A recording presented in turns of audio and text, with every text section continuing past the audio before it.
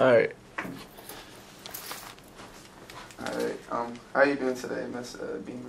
I'm fine. You're fine. How are you? Good. Well, this is your full name is right here, but what's your, I guess, your full name? Or It's Angela Rice Beamer. Angela Rice Beamer. Okay, and what is your profession? It's teacher. Teacher? Really. Now, my title is Director of Cooperative Education and Internships, but what that really entails is teacher. So instructor or facilitator. Alright, so like I guess what's like your day-to-day like operations or your day-to-day like tasks, like what do you do, like well, I meet with students and talk with them about resumes, because the ultimate goal of the co-op program is to help people find jobs related to their major. And usually students who are in the co-op program have never had a job in their major before, so it kind of takes a little bit of talking and thinking about what they've done in the past so they can kind of mold it to a resume and to an interview so that the employer can understand why they should hire a student who's never had any experience in their major. Okay. Just copy. Why did you choose this profession? Guess like did you come out of high school picking it or college? Like what made you ultimately pick this, I guess, profession or job? Well, I guess I could say it kind of chose me, but when I came out of high school, I had no idea what I wanted to do. I went to college because all my friends were going to college, and that was the thing you were supposed to do. And I didn't do a lot of career exploration or thinking about careers. And the first major, among many, that I chose was a music major. My father was a music teacher, and so I thought, oh, okay, I'll do that. And, because I always liked music. But later, as I had a lot of different work and education experiences, I realized, because even when I was little, I liked to teach my cousins and my brother, and we'd have little classes and stuff. And I realized that even though I had been interested in the arts and all kinds of other things, it was all education. And when I figured that out, it was just kind of straightforward from there. But it took a long time to kind of realize that all of those things that I've been doing were related to education. Where did you go to college, or where did you get? Where did I get my degree? Degree. I went to a lot of colleges, but I got my bachelor's degree at Vermont College, and I got my master's degree at Trinity College. It's Trinity University now in Washington, and I'm in a program now, a doctoral program at Morgan State University. Oh, okay. Did you like it up there in Vermont? I think it's like prestigious, like, cause it's. Well, it was interesting. It was a very small program that I was in, and the classes were here, but we had to go there for just sort of like, they called it a residency, where they gathered all people from a variety of different programs, and we would have workshops and presentations and things. But my classes were here in Washington. Oh, okay. So I wasn't in Vermont that much. I found it to be cold and mountainous when I went there. But pretty. How was, I guess, your upbringing? Your upbringing. Oh, first we start with, I guess, where did you grow up, and how was your upbringing as a woman? I grew up in Washington D.C., and I have one brother and two parents, and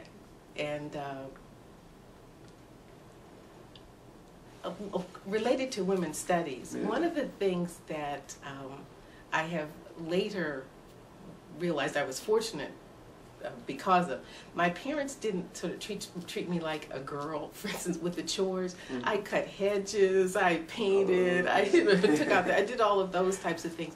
But we went to the hardware store. Me and my brother went to the hardware store with my father, and at the time I didn't like it so much. But now I'm very glad, having a house of my own, I understand how to do certain things that I find some people don't know how to do. So I appreciated that they didn't just treat me as in that traditional stereotypical girl thing, because I did all kinds of stuff. It's kind of weird. I mean, like, with certain families, like, the mother, keeps, well, it depends on their son. They, you know, like mom was born, and then the dad treats the girl like the princess. So it's kind of refreshing, you know, hearing, because like my dad would make me do all the work. Well, he included my sister, but like I would have to do most of the grunt, like the mowing the lawn. I did that. This, and then my mom and sister would probably do more of the cleaning the bathroom and I did that too. Yeah, so. So they just taught me about all the stuff. Now, it might have been because I was the first child. Oh, okay. And I happened to be a girl, and so they just thought, okay, we're going to teach her to do all kinds of stuff. That's good. I guess well, let's see. What was your like? What major events that, since you lived in DC, what major events that affected your life? Like, did anything going through your time, I guess, high school, college, or that was significant to you at the time? One thing that was really significant was I wouldn't say a sheltered upbringing, but in a certain way, it was kind of a comfortable upbringing. I mean, my parents weren't rich by any means, but we didn't feel poor. Okay. You know, and so I guess some of the things that they may have done to help keep the finances of the family going, I didn't, and my brother didn't feel it, you know.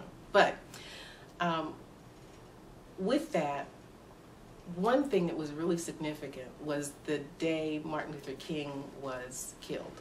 Okay. Now, I heard about that the morning after, and being in Washington, D.C., riots started, and burning started, and one morning I was going to school, and my friends would gather at my house because it was sort of the last jumping off point before we would all walk to school, high school together. And they were downstairs, and I was, you know, I came downstairs and the television was on, and I saw this city sort of burning and all these fires and things. And then I realized that it was Washington, D.C., my hometown, because we didn't have any burning or anything like that in our neighborhood. And so I saw that it was Washington, and I realized that it was because of Martin Luther King. And that was kind of a defining moment where I began to understand what it was like being an African American in the United States. It was a very defining moment for me. Not that I didn't know before, but it was sort of a new awareness and curiosity and interest. It's more like it just came like right as you seen it, like face to face, like I guess. Yes, so. It was a big, you know, sort of the old big screen televisions, and I was standing there getting dressed, and I was sort of thinking, what city is that? And it's like, it's my city. And you would never think that would happen there, I guess. Yeah. Right, yeah. right. I guess I don't know if and during your time, well, was there any like women's movement or something that you were involved that you think that was I guess important to you, I guess, or anything? I know.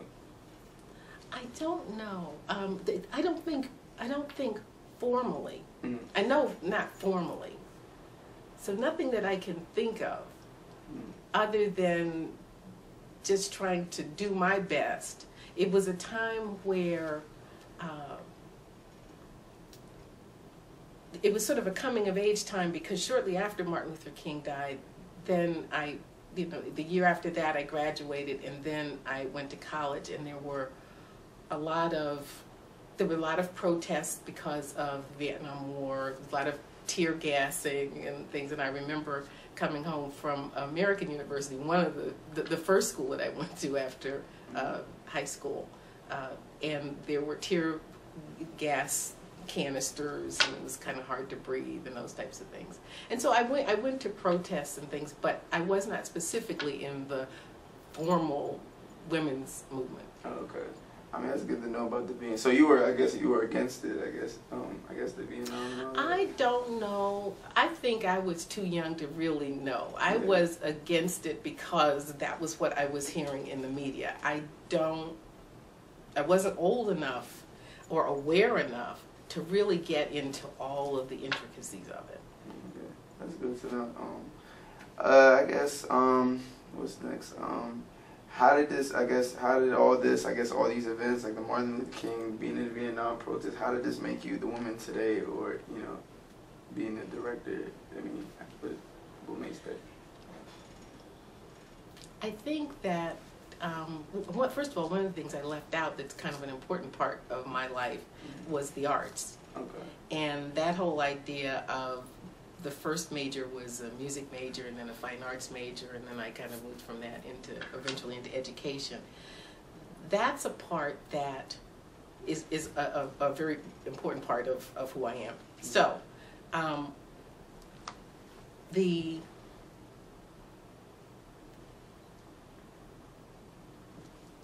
woman that I am today has a lot to do with the path of not being able to know what I wanted and what I wanted to do. And there were very, very valuable lessons along the way, because even though in some ways it took a lot more time, it took 10 years for me to get a bachelor's degree, because I didn't know what I wanted to do. And I would drop in here and drop out, drop in here, drop out, drop in. But along the way, I was learning some very valuable things about life, particularly about life, that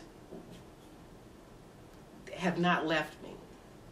And one of the reasons that I am in this job is that I want to tell other students who don't have an idea right away of what it is they want to do, that you can do it. Keep searching. And to give them a little bit more guidance than I had about putting resume together and interviewing and thinking a lot about what it is they want to do with their lives. So that's and that's one of the things we talk about in the co-op class. In addition to the career stuff, it relates. What is it that you want your career to contribute to society? Is that what you want to do with your life? That's good.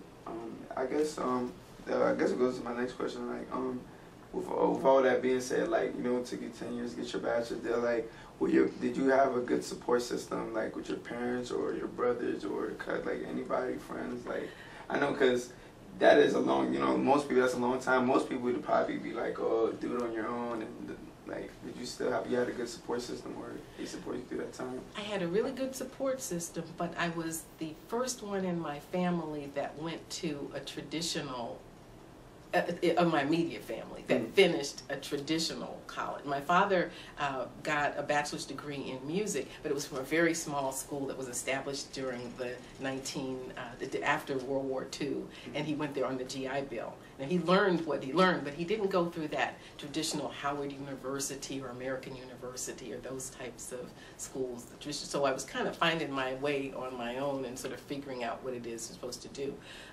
The high school guidance counselors, even though I went to a really nice high school, I saw Coolidge High School, which is not very far from the Tacoma Park campus of Montgomery College. I went into the guidance counselor's office once. I don't know if it was after or before I took the SATs. She said to me, do you want to go to college? I said, yes. And she said, okay. I don't think I was in that office 5 minutes. So I didn't know to search for what you were interested in. I knew I was interested in the arts, so that's the thing I pursued. So part of the importance in this job is to help students go take the assessments, search and do a variety of experiences so they begin to see what they're good at and what they want to do. Well, why did you? So yes, I did have a good support system, but it was a support system that was one that didn't have all the knowledge needed to help usher me through. My father was born in a very, very small town in Georgia, and education had been very, very important to his family. As a matter of fact, when he left Georgia because the town that he was from didn't have a high school for blacks. Oh, they didn't have it. Wasn't integrated, or that? It wasn't integrated. It definitely wasn't integrated. But they didn't even have the ability to go and get a high school diploma, complete a high school diploma, and so there wasn't that much from a systematic point of view, talked about going to college. But his family also thought it was very important. So he went to some sort of small boarding school in another city, washed dishes to get his high school diploma. He realized as he was in the Army, and he realized that he was drafted into the Army, and he realized that his education wasn't enough. So even though he had graduated from high school in the other town in Georgia, when he came to Washington, he went to night school at Cardozo High School in Washington. And then he went on to that very, very small college and got the bachelor's degree.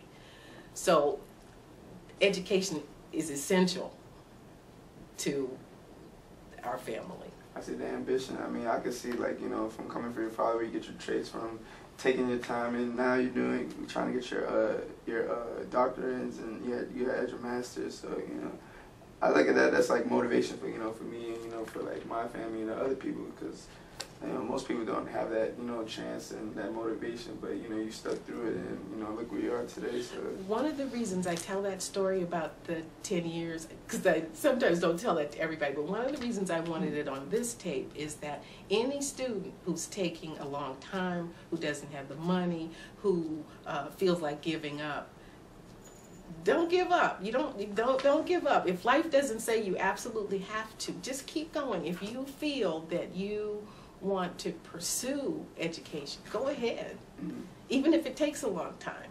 Because with taking the 10 years to get my bachelor's degree, many of my friends who sort of went straight through bachelor's in 4 years went on to get a master's degree. After I got the bachelor's, it didn't take me much time at all to get the master's degree.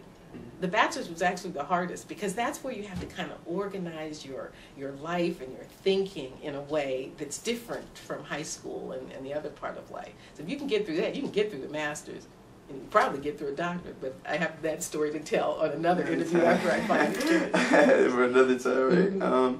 I guess, well, I think I asked pretty much, well, one of my last thing, I guess, what was your, you know, what was your role model growing up, or, you know, did you have any, like, somebody you looked up to, like, they inspired me to do this, and, you know? Well, there are a lot of people, even my parents, my grandmother on my mother's side, because I spent a lot of time with her. I didn't get the chance, because my grandmother on my father's side was in Georgia, so I didn't see her that much. But my grandmother on my mother's side, she had kind of a quiet spirit, and she had a strong faith. So that's one. My mother, of course, because she's kind of an unusual personality that it's hard to describe her, but she's also very important. But I had two teachers that were extremely important. One was my fourth grade teacher, Mrs. Travis. She was very important. Coincidentally, she was the first African American teacher I ever had. Okay. Outside the home. And she was very strict, but she was helping us organize our thinking and our ways of doing things. The other thing that she did that I still have not forgotten all these years later is one time I had a ballet recital. Well, actually 2 times I had a ballet recital, and I was really nervous. My mother said, well, see if she wants a ticket, you know, because I had to sell these tickets. And I asked her if she would go, kind of shaking it, because she's kind of this big figure that scares all the 4th graders. And she said yes, and she came to the concert. And it was really nice. And the next day she said to me, I was sort of, not in front of other kids, but she said, I enjoyed the concert immensely. All day long I had to think, what does immensely mean? Immensely. And then I had to go home and I looked it up and I said, wow, she liked it. So that was one. And another one was my ballet teacher. There were 2 ballet teachers. And one of them was, again, very strict, and Claire Hayward was her name. And I guess both of them sort of instilled a certain amount of discipline in doing things. And I don't know, maybe that's one of the reasons why I sort of have not given up, even though there have been things, obstacles in the path, of the education path. Maybe I didn't give up because they instilled that certain sense of discipline. But those are my 2 teacher role models. And then I had another one. at Vermont College, and her name was Mary Jane Carlson, and she was a very, very laid-back person. And when I got into that bachelor's program that I finally graduated from, I asked her, "What do you have to do to complete this program?" And she looked at me and said, "You don't have to do anything if you don't want to." That just freed me up to want to do everything, as much as I could. So, and that was a different way of teaching. She sort of let me be creative and do the things that I wanted to on my projects, but that made me work harder. And so she was, some of them were very strict guidance people, and she was a person who was very, the guidance was there, the support, I guess, was there, but she wasn't very strict about it, so it allowed me to be creative. So those three. That's a good answer. I mean, as a teacher, you would think you were more pinpoint answer, so that was a good answer. I guess, answering all my questions, I guess, it goes into, you think, I'm going to probably direct more questions, towards women's studies, but do you think being, first, being a woman, and then second, being an African-American woman, do you think you were ever, discriminated because, even though you had a degree, were you felt you discriminate, I didn't get that job because of my gender, or I didn't get that job because of my color? Did you feel any way doing growing up or any? I'm sure the times were there, but one that comes to mind most importantly is I didn't get the same pay as a male counterpart. Okay. And I've seen that more often. Of course, there's discrimination, but no overt things come to mind. Mm-hmm. That's not to say I've not been discriminated against. I don't want to leave that impression, but we just have a short interview time. But the pay issue is something that I have definitely felt, pay discrimination.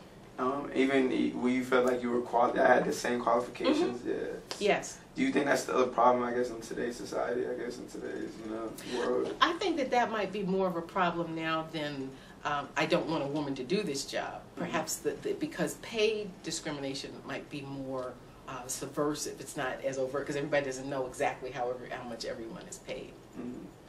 So I guess it's still issue. Also, you would think during this time, people that, because I guess they say females or women, they tend to graduate more in time before guys, and they get their degrees faster than men. So you would think, they would have better qualifications, better pay. And I didn't. Well, keep in mind, I was going through school possibly before, except for now at Morgan, before you were even born. So it may have changed in terms of the graduation rates and things like that. I guess we answered all the questions. And I guess this will be my last question. I know I've been asking you a lot of questions. That's okay. Do you love your job? Do you love where you're at today after going through all what you've been through? Is this what you really wanted to do? That's fine. Or is there anything else you want to pursue in life, or? Oh gosh, well, yeah, the pursue in life, that's possibly another interview, but I do. There's certain tasks that are time consuming, and I wish I had more help and all of that kind of thing. But when I get in the classroom with the students that I work with, I love that. That is an absolute highlight of what I do. Now, I don't teach every day like some of the traditional teachers. Co-op only meets, each student only has to come to 3 meetings. I offer them more times than that, so I'm teaching more than 3 times a semester. But I really enjoy that. I love listening to the students and helping them sort through their problems about careers and sort of what they want to do in life, and also helping them understand what skills they have, because that's an important thing that we talk about too, because they're not just in the classroom, they're out in the work field, the work world, with all the problems and messiness and glories and deadlines and everything like that, and I really love that part of the job. All right, that's good to know. And well, you're also helping me too. You helped me try to find some internships. So I guess that's the end for the interview. And thank you for taking your time out of the day for me doing this. I know you're a very busy woman, so it's a pleasure. So thank you very much. Pleasure. And that's a cut.